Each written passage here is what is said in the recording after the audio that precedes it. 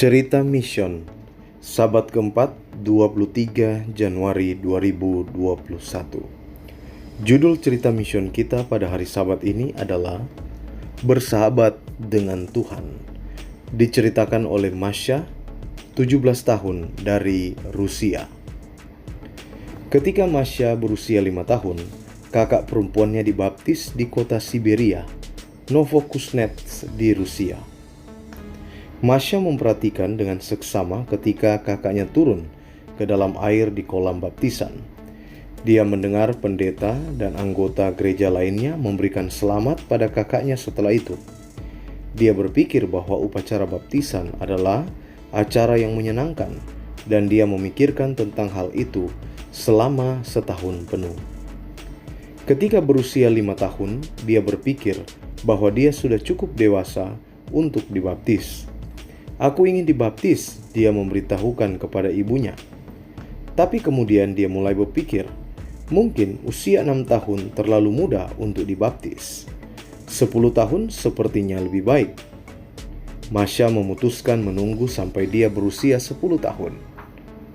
Tahun-tahun berlalu, ketika sudah mendekati ulang tahunnya yang ke-10, Masya mengingat keputusannya dan menemui pendeta gereja. "Saya ingin dibaptis," katanya. Pendeta menghargai keputusannya dan mengundangnya untuk mengikuti kelas baptisan bersama 8 anak yang lebih tua darinya. Kelas itu begitu menarik. Tetapi setelah setahun, ketika Masya berusia 11 tahun, pendeta dipindahkan ke gereja lain. Pendeta yang baru menolak untuk membaptiskannya. "Maaf, tapi kamu terlalu muda," kata pendeta. Masya merasa sangat kecewa. Dia tidak bicara dengan pendeta yang baru untuk beberapa waktu. Setelah berusia 12 tahun, dia memutuskan untuk bertanya kembali kepadanya apakah dia sudah bisa dibaptis. Pendeta setuju dan mengundangnya untuk bergabung dengan kelas baptisan. Masya kembali mengikuti kelas tersebut selama 4 bulan. Tetapi untuk beberapa alasan, kelihatannya kelas itu tidak menarik lagi. Dalam pikirannya hanyalah tentang sudah berapa lama ia ingin dibaptis dan bagaimana pendeta itu menolak untuk membaptiskannya. Dia keluar dari kelas baptisan dan berpikir untuk meninggalkan gereja. Di luar gereja, Masya tidak menikmati sekolahnya atau hidupnya. Dia tidak mempunyai banyak teman. Dia tidak mempunyai masa depan. Masa depannya tampak suram. Suatu hari, ibunya bertanya kepadanya, apakah dia ingin pergi bersekolah di sekolah Kristen Saoski, sekolah Advent hari ke-7 yang berasrama. Masya ingin memulai sesuatu yang baru dengan orang-orang baru, jadi dia setuju untuk pergi. Pada musim panas sebelum sekolah dimulai, dia akhirnya dibaptis. Di perkemahan musim panas, dia menyadari bahwa sepertinya dia satu-satunya remaja yang belum dibaptis. Dia dibaptis pada usia 16 tahun, tetapi kehidupannya tidak berubah setelah dibaptis. Dia masih orang yang sama. Beberapa minggu pertama di Saoski, Masya merasa kesepian. Masya bingung bagaimana cara untuk mendapatkan teman. Dia merasa sedih. Seorang mahasiswa teologi di Universitas Saoski yang berada di kampus yang sama, memperhatikan kesendiriannya dan berteman dengannya. Tuhan mengetahui kebutuhan kita. Dia ada dekat dan kita bisa berbicara dengannya seperti seorang sahabat. Masya tidak punya banyak sahabat dan dia memutuskan untuk mencoba berbicara kepada Tuhan, mencari tempat yang sunyi, dan dia mencurahkan isi hatinya kepada Tuhan. "Maafkan aku karena tidak berbicara denganmu untuk waktu yang sangat lama," katanya. Menangis, "Ampuni aku karena tidak mencoba mengenalmu lebih dekat. Saya salah karena marah kepada pendeta yang tidak membaptis saya." Kedamaian melingkupi dirinya saat dia berdoa. Untuk pertama kalinya dalam hidupnya dia merasa bahwa Tuhan itu dekat. Sejak saat itu hidupnya berubah. "Sebelumnya saya selalu merindukan teman," katanya.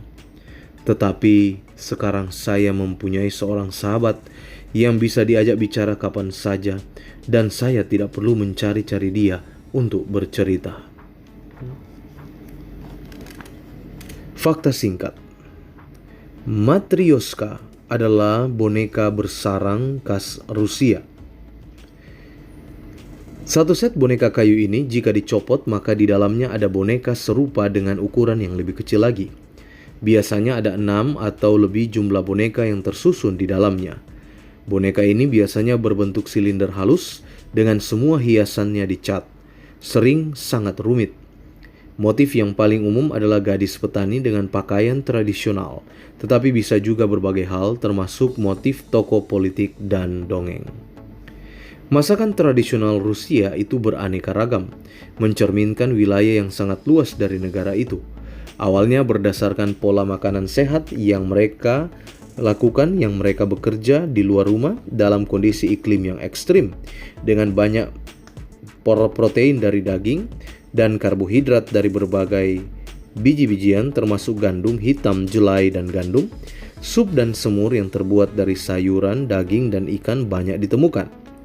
Pada akhir beberapa abad terakhir telah banyak kuliner olahan dan makanan dari luar negeri yang dipadukan secara kreatif dengan masakan Rusia.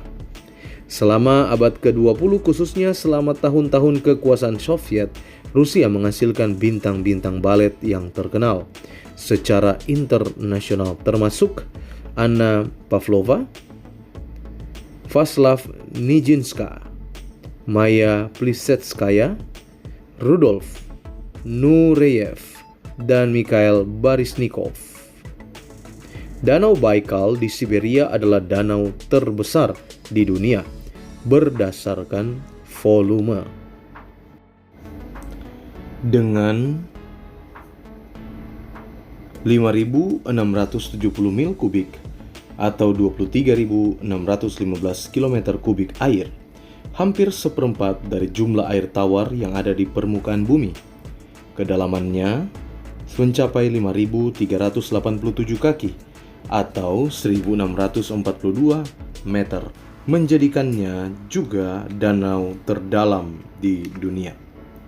Bagian dari persembahan Sabat ke-13 triwulan ini akan membantu sekolah Kristen Saoski agar dapat membangun gedung sekolah sendiri yang terletak di kampus Universitas Advent Saoski.